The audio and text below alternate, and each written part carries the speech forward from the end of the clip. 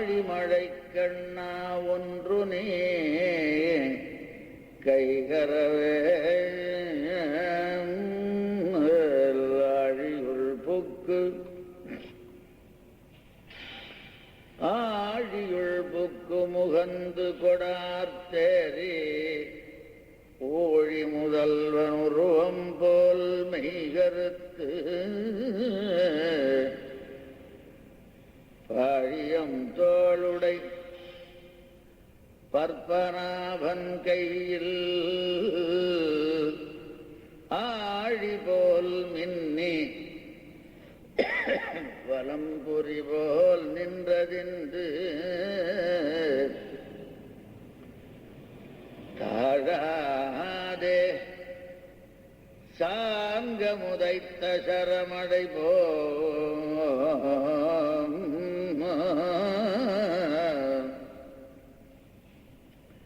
தாழாதே சார்ங்க முதைத்த சரமழை போல்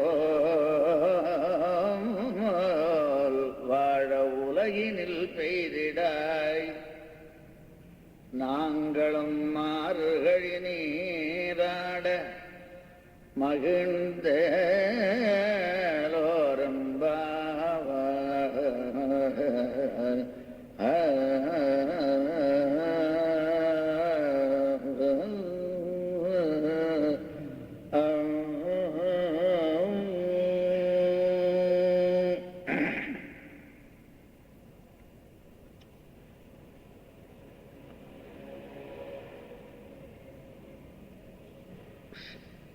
வைஷ்ணவர்களுக்கு பாகவதர்களுக்கு கோரிய காரியங்களை பகவானே செய்கின்றான் என்றால் மற்ற தேவதைகள் செய்வதற்கு சொல்ல வேண்டாம். ஆகவே இவர்கள் நோன்பு நோக்க புகுந்தவாறு விஷயமறிந்த பர்ஜன்யனும் என்னுடைய சொரூப லாபத்திற்காக உங்களுடைய விருப்பத்தை நான் செய்து முடிக்கின்றேன், என்ன என்ன செய்ய வேண்டும், எப்படி எப்படி செய்ய வேண்டும் என்று கேட்க அதற்கு பதில் சொன்னவாறு அமைந்திருக்கின்றது இந்த பாடல். இவர்கள் சொல்கின்ற முறைமை இந்த பாடலிலே அமைந்திருக்கின்றது. ஆழிமழை கண்ணா, ஆழத்தை உடையது ஆழி. ஆகவே அதிகமான ஆழத்தை உடையது சமுத்திரமாகையினாலே சமுத்திரத்தை போன்ற காம்பீரியம் உடையவனான மழைக்கு நிர்வாகனான பர்ஜன்ய அதிதேவதையே ஆழிமழை கண்ணா, அல்லது அதிகமாக பெய்கின்ற சாமர்த்தியம் வாய்ந்தவனே என்று பர்ஜன்ய தேவதை அழைத்தார்கள்.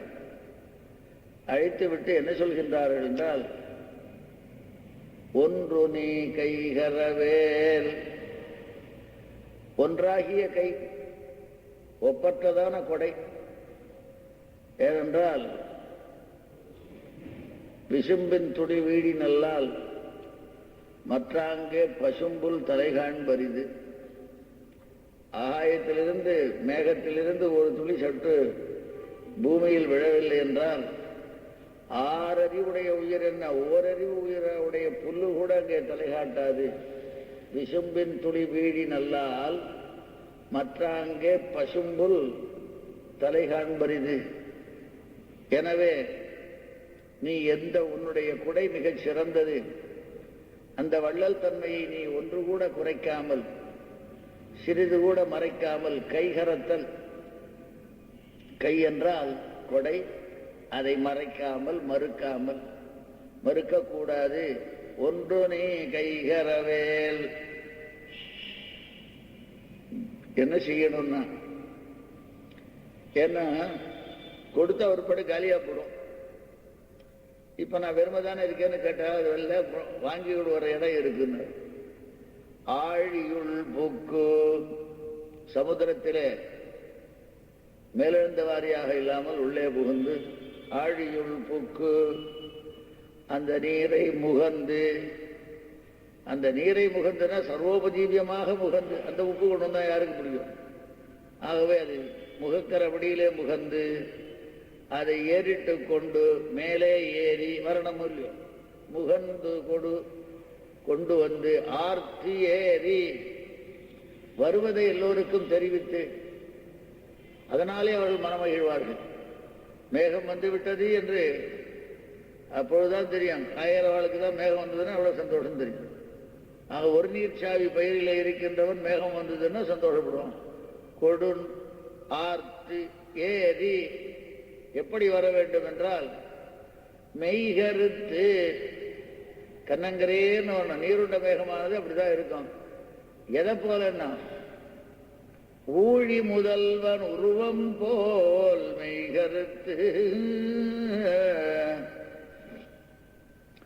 எல்லாவற்றுக்கும் காரணபூதனான எம்பெருமான் தன்னுடைய சங்கல்ப ஞானத்தாலே எல்லாவற்றையும் படைப்பதற்கு அந்த சமயத்திலே எப்படி இருந்தானோ அதே போல கருவுற்ற பயிர் போல ஊழி முதல்வன் உருவம் போல் மெய்கருத்து.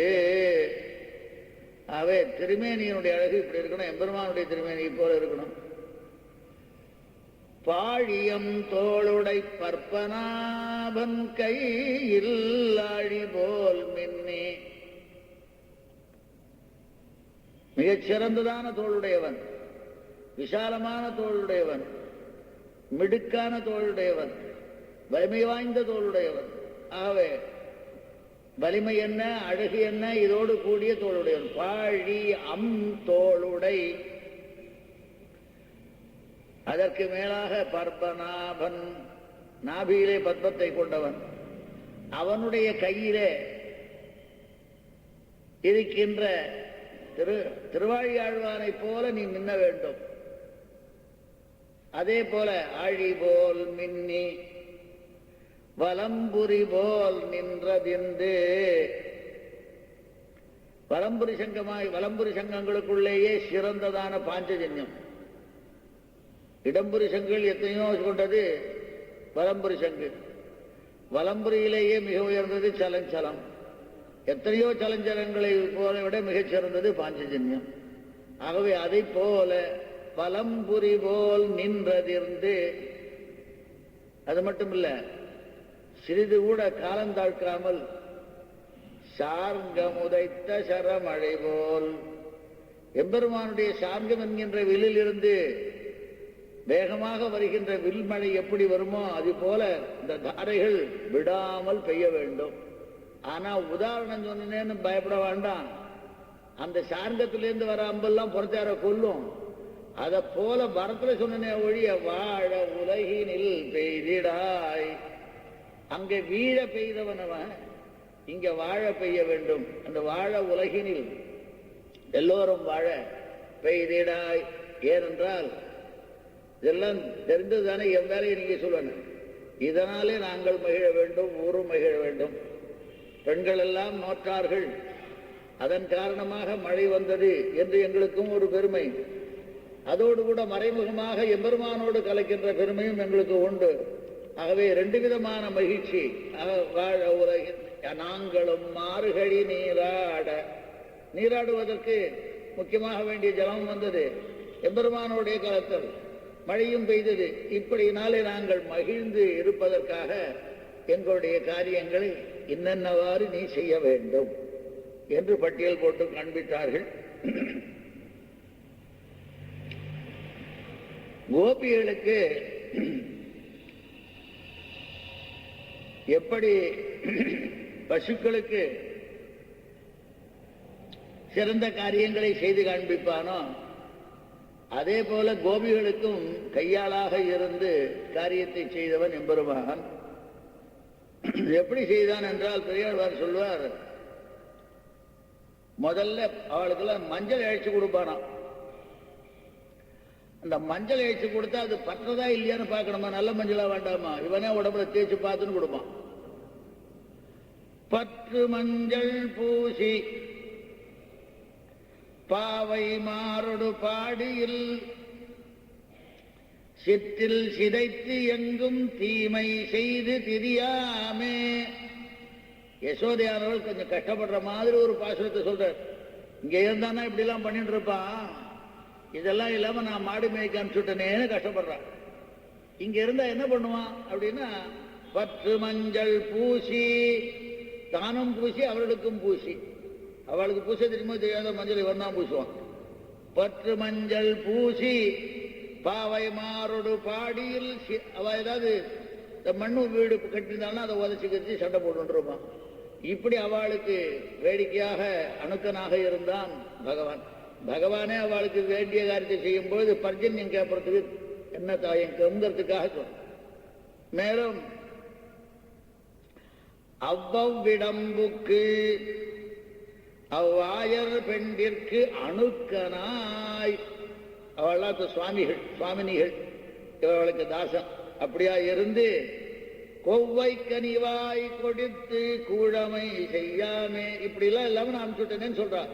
ஆகவே அவன் கோபிமார்களுக்கு மிகச் சிறந்தவனாக கைங்கரியம் செய்கின்றவனாக இருந்திருக்கின்றான் என்றால் இந்த சாதாரண பர்ஜன்ய தேவத்தை செய்வதற்கு கேட்பானேன்.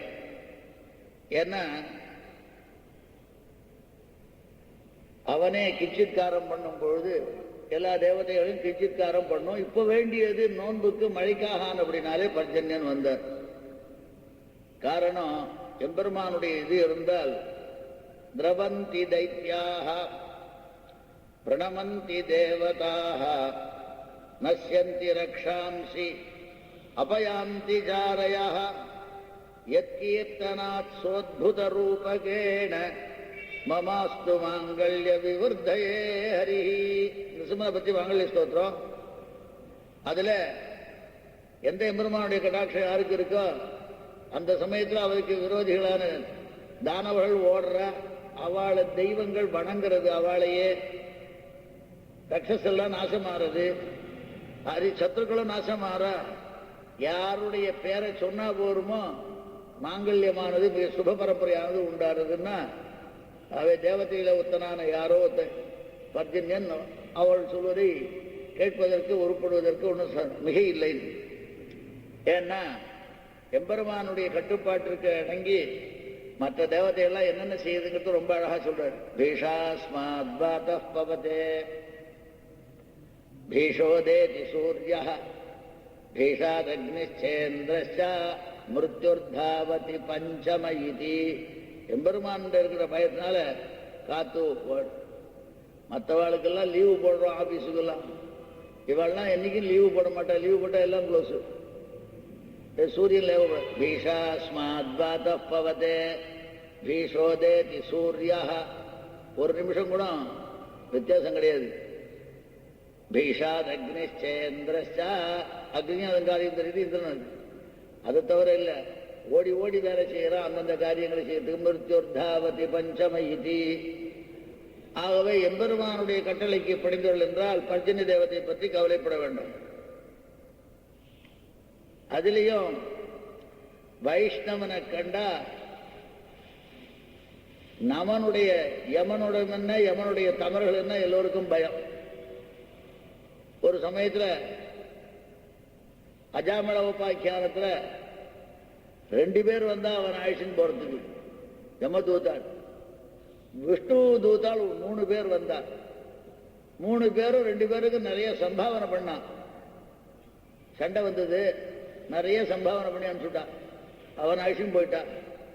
என்ன உடம்பெல்லாம் ஒன்றும் போய் காமிக்கிறான். என்ன பண்றது அப்படின்னா, இது சமாச்சாரம். நான் மற்றவாளுக்குத்தான் அதிகாரியை ஒழிய வைஷ்ணவாளுக்கு அதிகாரி கிடையாது. இது மாதிரி போகக்கூடாது, முதலே தெரிஞ்சா சொல்றப்பனே. என்ன பண்றது, அப்படி ஏதோ சரிப்படி ஒத்தடங்கள்லாம் போட்டுக்க வேண்டியதுதான் அப்படின்னு. அவ 2 பேரும் தான் 3 பேரும் தான். ஏன்னா ஸ்வபுருஷமபிவீக்ஷ பாசஹஸ்தம், அவ எங்கேயோ கிளம்பிட்டான். மத்த நாள் கையில என்ன யாரை அழைச்சிட்டு வர போறீங்க, இங்க வாங்க கொஞ்சம் சொல்றேன்.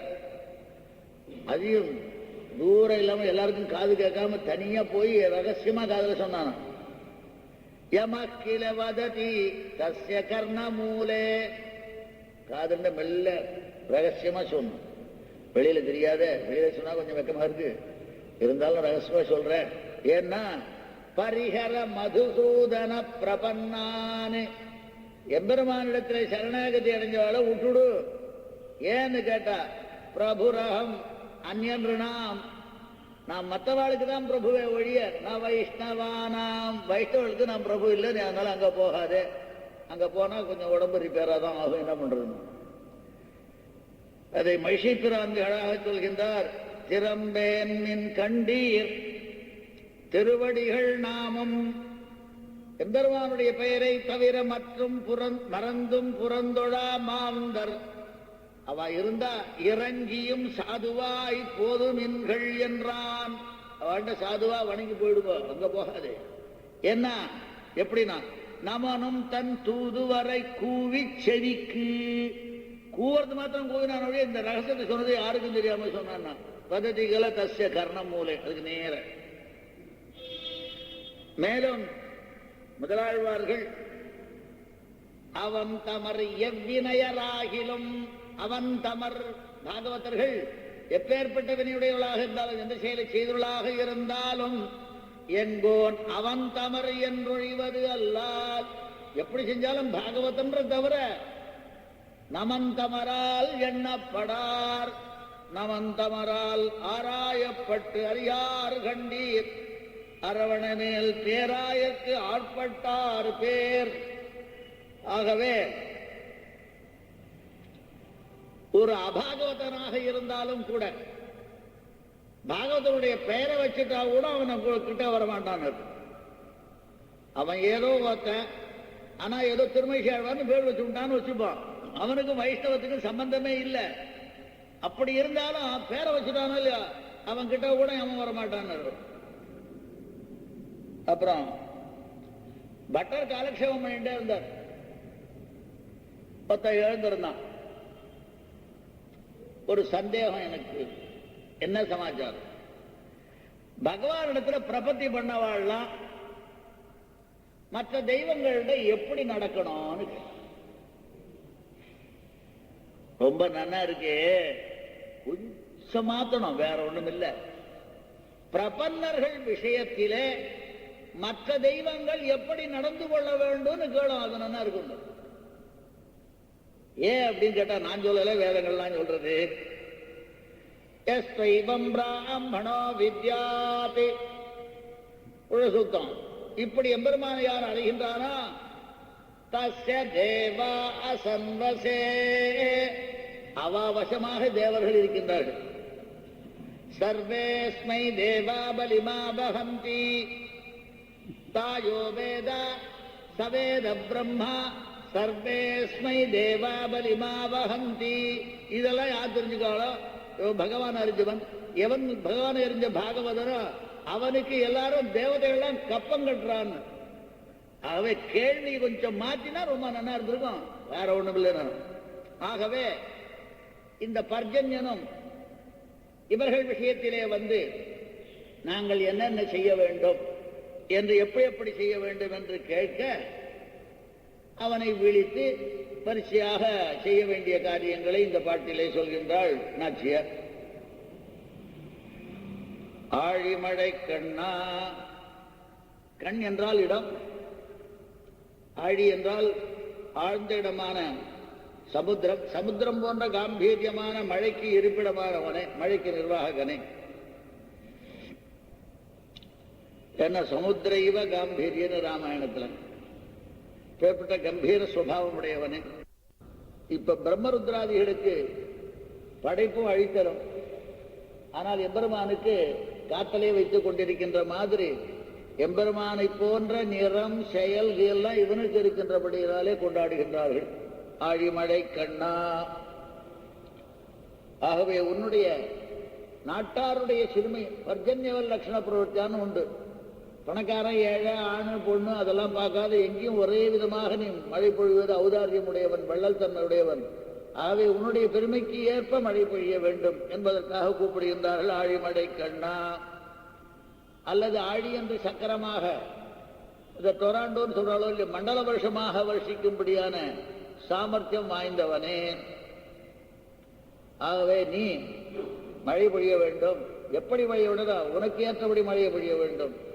எங்கள் பாபத்துக்கு தகுந்த மாதிரி, பாப புண்ணியத்துக்கு மாதிரி மழை பொழியாது. நான் சட்டம் இருக்கேன், சட்டம் இருக்கலாம், இருந்தாலும் நாங்கள்லாம் அந்தப்புறத்தை சேர்ந்தவர்கள். இந்த சட்டங்கள்லாம் அந்தப்புறத்துக்கு வராது. அதனால எங்களுக்கு தகுந்த மாதிரி பெய்ய வேண்டும். ஏன்னா பாபானாம்பா சுபானாம்பா வதாரஹானாம் பிளவங்கமா, அதை போல எங்கள் கோஷ்டியிலே நீயும் சேர வேண்டும். நன்றாக எங்கும் பொழிய வேண்டும். ஆழிமழை கண்ணா. ஆழிமழைக்குன்னா அவனுக்கு பேர் கிடையாதுன்னா, வாசல் ஏதாவது ஆத்திக்கீரை கட்டு வித்துன்னு போறான்னு வச்சுப்போம். ஆத்திக்கீரைன்னு வித்துன்னு போனான்னா அவன் பேர் தெரிஞ்சாதானே. இவன் இடக்கை வலக்கை தெரியாதா சாமி, எந்த வேலையை சொல்லவோ ஆத்திக்கீரைங்கவா அப்படின்னு தான் கூப்பிடுவான். அவன் பேர் தெரியாதான் அப்படின்னாரு. அவை செய்கிற தொழிலை இட்டு பேரையும் சொன்னார்கள் ஆழிமழைக்கண்ணா என்று. வருஷிப்பதே தொழிலானபடினாலே தொழிலால் ஏற்பட்ட பெயராக, வினையாளனையும் பெயராக கூப்பிட்டு ஆழிமழைக்கண்ணா. ஒன்று நீ கைகரவேல். கை என்றால் கொடை. அது ஒப்பற்ற கொடையாக நீ எல்லோருக்கும் செய்து வருகின்றாய். இப்பொழுதும் அம்மாதிரி செய்ய வேண்டும். சிறிது கூட மறைக்காமல் பொழிய வேண்டும். உன்னுடைய கொடை தன்மையிலே சிறிதளவு கூட பிசகு ஏற்படாமல் செய்ய வேண்டும். ஏனென்றால் எம்பெருமானுடைய கட்டளைக்கு ஏற்ப செய்வது என்றால் அங்கே கொஞ்சம் கிரௌரியம் ஏற்படும். அது இல்லாமல் உனக்கு தகுந்த மாதிரியே செய்ய வேண்டும் என்று சொல்லி பிராட்டியினுடைய வழியிலே நீ பெய்ய வேண்டும் என்பதைப் போல ஒன்று நீ கைகரவேல். ஏன்னா இந்த பாப்பம் புண்ணியங்கள்லாம் பார்த்தா அவனுக்கு கோபம் வரும் எம்பெருமானுக்கு. ஆனா எம்பிராட்டிக்கு மாத்திரம் அந்த கோபம் கிடையாது. அதை பெருசா எடுத்து அதை போக்கிண்டு அதையே நாசம் பண்ணிட்டு அவளுக்கு நல்லது கொடுக்கறது உண்டு பிராட்டி. ஏன்னா நிச்சயம் அஜ்ஞாத நிகிரகையானபடியினாலே. அதே வேடிக்கையா சொல்லும் பொழுது தயாசதகத்தில் சுவாமி தேசிகன் என்னுடைய பாபத்தெல்லாம் நீ சாப்பிட்டுட்டு போராததுனால இன்னும் இங்கே வரதோங்கிறதுக்காக இருந்து எம்பெருமானோட சாயரேன்னு சொன்னார். நான் என்ன பண்ண தெரியுமா, என்கிட்ட வேற ஒன்றும் கிடையாது, நான் செஞ்சிருக்கிறதெல்லாம் பாபம்தான். ஆகவே என்கிட்ட வேற உபகாரம் கிடையாது. இந்த உபகாரம் இருக்க பாபம், இந்த பாபத்தையே உனக்கு சந்தோஷமா கொண்டு வந்து அர்ப்பணம் பண்ண. அர்ப்பணம் பண்ணோன்னு அத்தையே பெருசா நினைச்சுண்டு அந்த பாபத்தெல்லாம் சாப்பிட்டுட்டு இன்னும் ஏதாவது கிடைக்குமாங்கிற மாதிரி இருந்த தோணியோடு எம்பெருமான் மேல சாயரேன்னு ஜெயாதேவி சொல்றார். ஔத்சுக்கிய பூர்வம் உபகிருத்திய மகாபராதானே. மகாபராதானே ஔத்சுக்கியம் உபகிருத்திய பூர்வம் உபகிருத்திய மகாபராதானே மாத பிரசாதயித்து நிச்சதி மே மனஸ்தாம். அதை உன்னை சந்தோஷப்படுத்துறதுக்கு என் மனசு விரும்புறது. அபராதத்தையே உபகாரமா சமர்ப்பிச்சு அது என்ன பண்ணேன்னா ஆலிஹ்யதான் நிரவசேஷம் அலப்த திருப்தி. ஏ தயாதேவிய நான் வச்ச இந்த அபராதத்தை எல்லாம் ஆலிஹ்ய ஆசமந்தா லிஹ ஆஸ்வாதனை லேஹ்யம்னு சொல்றோமோ இல்லையோ, ரொம்ப நாக்கை சப்ப கொண்டு சொட்டின்னு நன்னா சாப்பிட்டாரு. ஆலிஹ்யதான் அந்த அபராதத்தை இதை கொஞ்சம் பாக்கி வச்சேன்னா, சில பேர் சாப்பிட்றவாள் கொஞ்சம் இலையில பாக்கி வச்சோம் ஒரு பெருந்தன்மைக்காக, அது கூட இல்லை. நிரவசேஷம் இலையை தவிர மீதி எல்லாம் சாப்பிட்டாச்சு. அவே நிரவசேஷம் சாட்டாள திருப்தி அடைஞ்சாளான்னா இல்ல, இன்னும் வேணுமா. அதனால அலப்த திருப்தி காமியோ என்று எம்பிராட்டி பாபங்களை கணக்கெடுக்காமல், பாபத்திற்கு ஏற்ற பலன் கொடுக்காமல் அவனுடைய அவன் எண்ணத்தையே பாகவதன் என்றதே நினைத்து கொடுப்பதை போல நீ செய்ய வேண்டும். எம்பெருமான் மாதிரி குசாண்டு வித்தை செய்யாது என்ன. ஒன்று நீ கைகரவேல். அப்புறம் என்ன பண்ணணும், மேலே எழுந்தவாறு சில பேர் மேலே ஜலம் ஒரு குடம் கொண்டு வரல, அது மாதிரி இல்லாமல் ஆழி உள்பூக்கு. சமுத்திரத்தின் நடுவில், நடு சமுத்திரத்தில் நடுவில், ஆழத்தில் நடுவில், அத உள்புக்கு மேலெழுந்தவாறு இல்லாமல் ஆழி உள் புகுந்து. சரி, அப்புறம் முகந்து கொடு, எல்லாவற்றையும் எடுத்துன்னு போகணும். அப்படின்னா என்ன அர்த்தம்னா அங்க மண் எல்லாம் தெரியணும். அது மாதிரி முகந்து கொடு, முகந்து கொண்டு வருவது தெரிவதாக. எப்படின்னா ஏதாச்சும் போனவன் வர காணோம். ஸ்வயம்பிரபா குகையிலேயே நம்ம டைம் முடிஞ்சு போச்சு. சீதையை தேடுறதுக்காக வந்தோம். தெற்கு பக்கம் போறாத்து ஒரு குகையில போய் மாட்டிட்டோம். அதிலே சுற்றி சுற்றி வந்து நல்ல வேலையா ஏதோ வழி காமிச்சு விட்டா இங்க வந்தோம். கரையில உட்காந்துருக்கோம். போனான், இன்னும் வரலையே. இல்லை நம்ம இங்கேருந்தே புட வேண்டியது தானா? அங்க சுதீக்ஷதண்டோ பலவாம்ச வானரா. காலம் கடந்து போச்சு, விஷயம் தெரியல. அங்க போனா கொண்டுடுவான் சுக்ரீவன். முடிச்சுன்னு வந்தாலும் பரவாயில்லை, என்ன பண்றதுன்னு இதெல்லாம் பிராயோபயோகம் பண்ணிட்டு உட்கார்ந்துட்டு இருக்கு.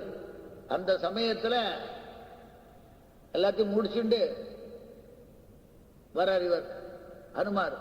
ரொம்ப வேகமா வந்து ரொம்ப ஆர்ப்பரிச்சுட்டு வரார். அதை கேட்ட உடனே இதுகளுக்கு சந்தோஷமா போச்சு.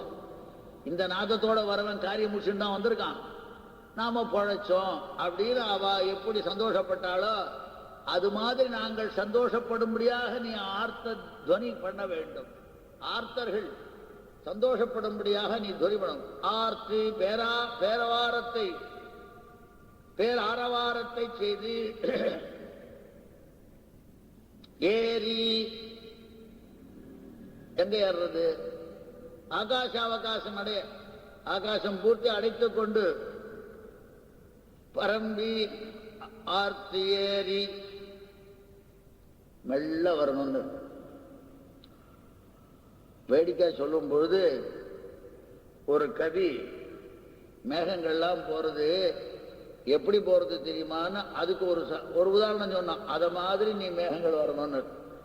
என்னன்னா, சமுத்தஹந்த சலிலாதி பாரம் பலாகினோ வாரிதரானதந்தஹ மஹத்சு சிங்கேஷு மஹீதராணாம் விஸ்ரம்ய விஸ்ரம்ய புனః பிரயாந்தி. நீருண்ட மேகங்களானவைகள் அந்த பாரத்தினாலே மிகவும் கஷ்டப்பட்டவைகளாக சிறிது கர்ஜனை, அந்த நடக்கின்ற நடையினுடைய ஒரு சிரமம் போவதற்காக சப்திக்கின்றவைகளாகவும், பெரிய பெரிய மலைகளுடைய முகட்டிலே அங்கங்கே தங்கறதுக்கு டிராவலர்ஸ் பங்களா மாதிரி அங்க விஸ்ரம்ய மஹத்சு சிங்கேஷு மஹீதராணாம் மஹத்சு சிங்கேஷு, மலைகளுடைய பெரிய கொடுமுடிகளிலே கொஞ்ச நாளி தங்கி அதுக்கப்புறம் போறது. ஏன்னா முடியாது. எப்படின்னா யாரை போலன்னா கர்ப்பிணிகளை போல, அதை இப்படி மாற்றிக்கணும். அதை போல நிதானமாக வர வேண்டும், மேலே விரித்து வர வேண்டும். இவளை இன்னொரு இடத்துல வெண்ணீல மேலாப்பு விரித்தாற்போல் மேகங்காள் தென்னீர் பாய் வெங்கடத்தியன் திருமாலும் போந்தானே. அவங்க ஒன்ன பார்த்து திருமாலே வர மாதிரி இருக்கு. வெண்ணீல மேலாப்பு விரித்தார் போல் வரணும்னு அவர் சொன்ன மாதிரி நீ வர வேண்டும். மதையானை போல எழுந்த மாமுகில்கள் என்பதை போல அவகாசம் அடங்கலும் நிறைந்து மேலே விதானம் போட்ட மாதிரி நிதானமாக வர வேண்டும். ஆழியுள் புக்கு முகந்து கொடார் தேரி ஊழி முதல்வன் உருவம் போல் மெய்கருத்து. மதையானை போல எழுந்த மாமுகில்கள் என்பதை போல அவகாசம் அடங்கலும் நிறைந்து மேலே விதானம் போட்ட மாதிரி நிதானமாக வர வேண்டும். ஆழியுள் புக்கு முகந்து கொடார் தேரி ஊழி முதல்வன் உருவம் போல் மெய்கருத்து. ஏன்னா எம்பெருமான் உருவம் போல் சொல்லக்கூடாது, அதுனா ஊழி முதல்வன் அதுக்கு ரொம்ப விசேஷமான. எம்பெருமானுக்கு 4 கை ஏன் இருக்குன்னா, சதுர்ணாம் புருஷார்த்தானாம் தாத்தா தேவ சதுர்புஜா. 4 விதமான புருஷார்த்தம் உண்டு, தர்ம அர்த்த காம மோட்சம். இந்த 4ஐயும் கொடுக்கிறவன் யாரு? பெருமாள் தான். ஏன்னா 4 கை இருக்கு அவனுக்கு தான், மற்றவனுக்கு கிடையாது. அதிகமாக கை இருந்தாலும் பிரயோகம் இல்லை, குறைச்சி கை இருந்தாலும் பிரயோகம் இல்லை. 4 புருஷார்த்தம் கொடுக்கறதுக்கு திட்டமா இருக்குன்னு. அதுக்கு பரிகராங்குர அலங்காரம்னு பேரு. சாபிப்பிராயே விசேஷேது பவேத் பரிகராங்குரஹன். அதனால இங்க ஊழி முதல்வன் போல இருக்கணும்னு என்ன காரணம்னா, படைப்பதற்கு முன்பாக எம்பெருமான் இருக்கான். ஆகவே பயிர்கள்லாம் கர்ப்பத்தில் இருக்கும் பொழுது கருப்பா இருக்கும். அதை போல இது காரண ரூபத்தில் இருக்கின்ற காரணத்தில் அடுத்த நிமிஷத்தில் எல்லாம் பிறக்க போகின்றன. அதை போல நீ இருக்க வேண்டும். ஊழி முதல்வன் உருவம் போல் ஜெகத்காரண ரூபனான எம்பெருமானுடைய உருவத்தை போலே கருத்து. ஏன் கேட்டா, ஊழி உருவம் கருத்து ஏன் உள்ள கருக்க கூடாதுன்னா, எம்பெருமான் ஒத்தனுக்கு தான் உள்ளையும் நீர்மை வெளியிலையும் நீர்மை. உனக்கு வெளியில தான் கரப்பை ஒழிய உள்ள அகவாயில நீர்மை கிடையாது. இந்த புறத்தும் கொஞ்ச நாள் போனா வெளுத்து விடும். கொஞ்ச நாள் ஆகும், அப்புறம் கருப்பு அது வெளுத்து விடும். சரத்ருத்து வந்தா வெளுத்து விடுமே. ஆகவே புறத்தே கருத்து ஊழி, அதான் உருவம் கருத்து. ஊழி முதல்வன் உருவம் போல் மெய்கருத்து. அடுத்ததாக பாழி அம் தோளுடை பற்பனாபன். அவனே அழகு. அதிலையும் கொப்பூழ் இருக்கின்றது. அதிலே ஒரு பெரிய தாமரை. இந்த தாமரையிலே அவன் வீட்டிருக்கின்றான். யாரு? பிரம்மா. இந்த பத்மநாபன் என்ன பண்ண கையிலே இருக்கின்ற பாழி அம் அழகிய தோல். பாழின வலிமை வாய்ந்த தோல் அல்லது இடமுடைய தோல். இந்த உலகம் எல்லாம் அடங்கினாலும் ஒரு பக்கத்தில் அடங்கிடும். எல்லாத்தையும் காப்பாற்றக்கூடியதான வலிமை வாய்ந்த தோல் அல்லது அழகான தோல். ஒண்ணுமே இல்லைன்னா கூட விட முடியாத அழகு வாய்ந்த தோல். எப்படி வேணாலும் அப்பேற்பட்ட தோல். பாழி அம் தோல். அப்பேற்பட்டவனான பத்மநாபன். ஆகவே எம்பெருமானுடைய ஒரு தோளாலேயே நாம் பார்க்கும்பொழுது என்ன தெரிகின்றது? இவனே சர்வரக்ஷகன், இவனே மிகவும் போக்கிய பூதன். அழகான நாளே போக்கியமா இருக்கு. ஆகவே எல்லாரையும் காப்பாற்றப்படினால ரக்ஷகன். ஆகவே ரக்ஷகத்துவம் என்ன, போக்கியத்துவம் என்ன, இதுக்கு சூச்சகமாக இருக்கின்றது எம்பெருமானுடைய திருத்தோள்கள். பாழியம் தோளுடை அப்பேற்பட்ட பத்மநாபன் கையில் ஆடி போல் மின்னி. ஏன்னா பத்மநாபனை சொல்லிட்டு கையில் ஆடி போல் மின்னின்னு சொல்லுவாருன்னு கேட்டார் ஒருத்தர். இங்க மேல புள்ள பிறந்திருக்கு, பிள்ளையும் தொட்டில போட்டு வச்சிருக்கான். அதை காப்பாத்துறதுக்காக கையில ஆழி வச்சிருக்க. சரி, ஆழி வச்சிருக்கட்டான், இது மின்னின்னு. சில விஷயங்கள்ல பெரிய ராஜாவுக்கு புள்ள பிறந்திருக்கான். புள்ள பிறந்தவுடனே போய் எங்கேயாவது போவா. ஏதோ சாதாரணமா புள்ள பிறந்திருக்குன்னு சொன்னா ஏதோ பரிசு வாங்கிட்டு வந்துருவா. ஆனா ராஜா பார்த்துக்கு வாய் மூண்டு அப்படியே உட்கார்ந்து இருப்பான் புள்ள பிறந்தா கூட. ஆனா சிஷ்யாள் இருக்காளோ இல்லையா, வேலைக்காரா இருக்காளோ இல்லையா, அது அமகலப்படுத்தி விடும். பெருமை இருக்காது. ஓடுவார் விழுவார் உகந்தாளிப்பார் பாடுவார்களும் எண்ணெய் சுண்ணம் எண்ணெய் சுண்ணம் எதிரெதிர் தூவிட கண்ணன் முற்றம் கலந்தளராயிற்றே. ஓடுவார். கண்ணன் பிறந்துட்டாங்கன்னு கேட்ட உடனே வசுதேவனும் தேவகியும், அதாவது யசோதையும் நந்தகோபான்னு என்ன பண்ணான்னு தெரியல. ஆனா இருக்கிற 1000 பசங்கள்லாம் என்னென்ன பண்ணான்னு ஒரு பாட்டு. பண்ண மாடங்கள் சூர் திருக்கோட்டியோர் நம்பிகேசன் நம்பி பிறந்தனில் எண்ணெய் சுண்ணம் எதிரெதிர் தூவிட கண்ணன் முற்றம். இப்படி அந்த சமயத்தில் என்னன்னா, அவை பெரிய ராஜாக்கள்லாம் காம்பீரியத்தினாலே வாய்மூண்டு இருந்தாலும் அவனுடைய அகம்படியர்கள் வேகமான காரியத்தை செய்வார்கள். ஆகவே எம்பெருமானுக்கு குழந்தையாக நான்முகன் பிறந்திருந்தாலும் அவன் காம்பீரியத்தினாலே வாய்மூடிருந்தாலும் அவருடைய அகம்படியரான திருவாழியாழ்வான் பிரகாசிக்க ஆரம்பித்தான். அதை போல மின்னி, ஆழிபோல் மின்னி, பலம்புரி போல் நின்றதிர்ந்து, அதிர்ந்து நின்று நின்றதிர்ந்து. எம்பெருமானுடைய பாஞ்சஜன்யம் ரொம்ப அழகு. சுவாமி தேசிகன் தாரத்வம் எஸ்ய சம்ஸ்தானே சப்தேச பரிதிருஷ்யதே பிரபோ பிரஹரணேந்திரஸ்ய பாஞ்சஜன்யஸ்ய பாத்துவஹ என்று பாஞ்சஜன்யத்தை கொண்டாடுகின்றார். அதனுடைய உருவத்திலே தாரத்வம் எஸ்ய சம்ஸ்தானே. தாரம் தாரம்னா ரெண்டு தாரம் இல்ல, அதை சொல்லல. தாரம்னா 2 அக்ஷரம், அவருக்கு 2 தாரம் இருக்கட்டும். தாரம்னா 2 அக்ஷரம், 2 பொருள். தாரம்னா உயர்ந்த ஸ்தாயில, உச்சஸ்தாயிலே சப்திக்கிறதுன்னு ஒருத்தர். ஒண்ணு பிரணவம்னு பேரு. ஆகவே பிரணவமானது உருவத்திலே இருக்கின்றது. தாரத்துவம் எஸ்ய சம்ஸ்தானே, உருவத்திலே பிரணவாகாரமாக இருக்கின்றது. சப்தேச்ச தாரத்துவம், சப்தத்திலேயோ உச்சஸ்தாயி, அதை போல சப்தம் போடுறது எதுவும் கிடையாது. தாரத்துவம் எஸ்ய சம்ஸ்தானே சப்தேச்ச பரிதிருஷ்யத்தே. அவை பாஞ்சஜன்யமானது அப்படின்னு சொன்னார். இந்த பாஞ்சஜன்யம் என்னன்னா, எம்பெருமான் ஒன்னும் செய்யல. இந்த அர்ஜுனன் கிருஷ்ணன் ஏதோ சண்டை போட்டான்னு சொல்றாள், அதெல்லாம் வேடிக்கை. செத்த பாம்பு அடிச்சான் இவன். அவர் என்ன பண்ண, இந்த பாஞ்சஜன்யத்தை என்னைக்கு ஊதினாரோ அன்னைக்கு அவன்லாம் ஊதப்பட்டவனா போட்டான். சகோஷோ தார்த்தராஷ்டிரானாம் ஹிருதயானி வியதாரயத்து. அப்பவே அவளுக்கு ஹார்ட் அட்டாக் வந்து விடுது. பெரிய இது வெறுமை அப்படியே விழுந்தத ஒழிய, வெறுமை கீழே தள்ளுறதுக்கு தள்ளனா, செத்து போனாக்க கீழே தள்ளுற மாதிரி. ஆகவே அதை போல சத்தம் போடணுமே ஒழிய எங்களுக்கு நல்லது பண்ணணுங்கிறது அபிப்பிராயம். அது அதனால யாருக்கு சந்தோஷம் உண்டாச்சோ அது மாதிரி. அபாகவதாளுக்கு பயம், பாகவதாளுக்கு சந்தோஷமாச்சே.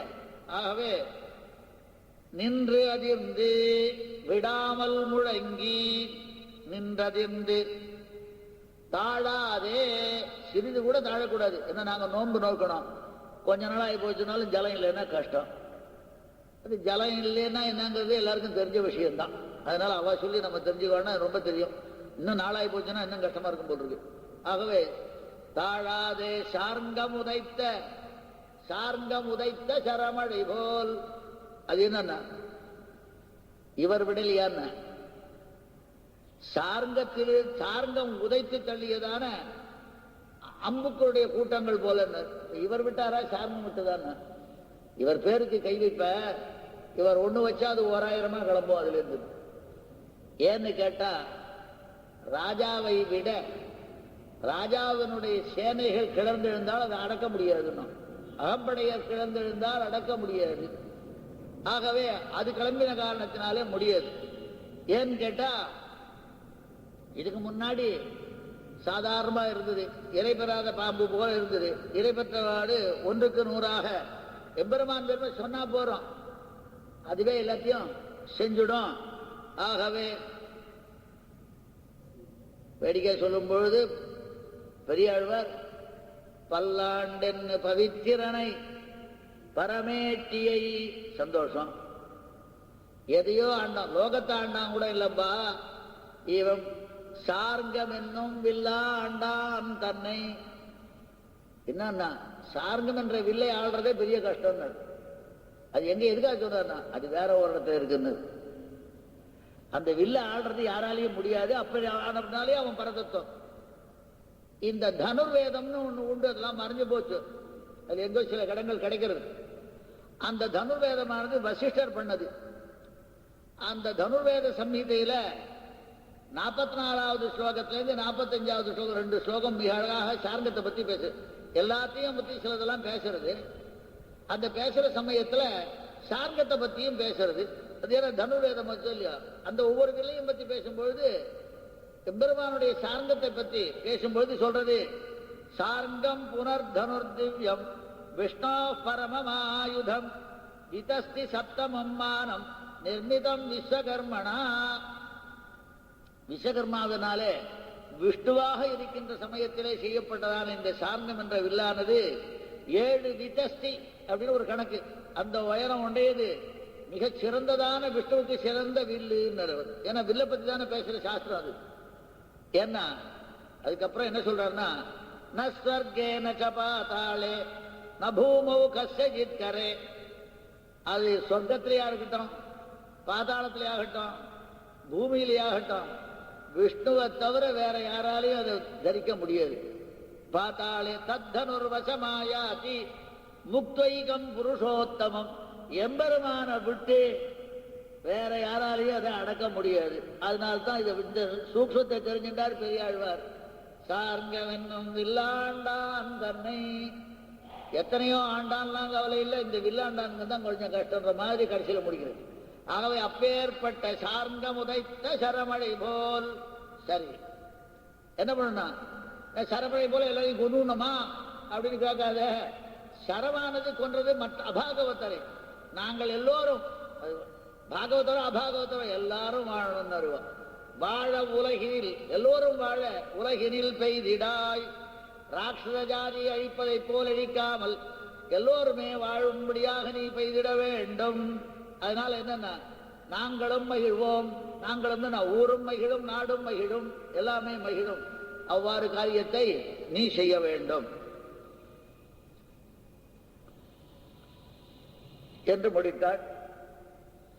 முதல் பாட்டிலே பரமனை சொன்னதாக சுவாபதேசம், இரண்டாவது பாட்டிலே வியூகத்தை சொன்னதாக சுவாபதேசம், மூன்றாவது பாட்டிலே விபவாவதாரத்தை சொன்ன பரவியூக விபவமாச்சு. இப்ப சொல்றது அந்தர்யாமியை சொல்வதாக. ஆமா, அந்தர்யாமியை சொல்றான்றது எப்படி தெரியும் அப்படின்னு ஒரு யோஜனை வருது. சாஸ்திரநாமத்தில் நாம் அடிக்கடி சொல்றதுதான். எப்ப பத்மநாபனை சொன்னமோ அது அந்தர்யாமி தான். கிருத்பத்மே பத்மநாபோமே சஹசிரார்க்க சமப்பிரபா சர் அப்படின்னு அது மாத்திரம் சொல்லல. ஹிருத்வத்மத்தில் இருக்கிறவன் யாரு? பத்மநாபன். அப்ப ஹிருத்வத்மத்தில் இருக்கிற பத்மநாபன் தான் அந்தர்யாமி தான் அர்த்தம். அது மேல என்னன்னா, அவனுக்கு சொல்லும்போது ஹிருத்வத்மே பத்மநாபோமே சஹசிரார்க்க சமப்பிரபா சர்வாயுத சர்வசக்தி சர்வஜ சர்வ எல்லா ஆயுதங்களோடும் கூடினவன் சொல்றது. இங்க எல்லா ஆயுதங்கள்ல 5 ஆயுதங்கள்ல 3 ஆயுதம் சொல்லிட்டா பிரதானமா. ஆழி போல் மின்னி வலம்புரி போல் நின்றதிருந்து தாழாதே சார்ந்த முதைத்த சரமழை போல் அவை அதெல்லாம் மீது 2 அடக்காது. ஆகவே இப்படி சர்வாயுத விசிஷ்டனான அந்தர்யாமியையும் இங்கே பேசி மகிழ்கின்றாள் என்பது சுவாபதேசம்.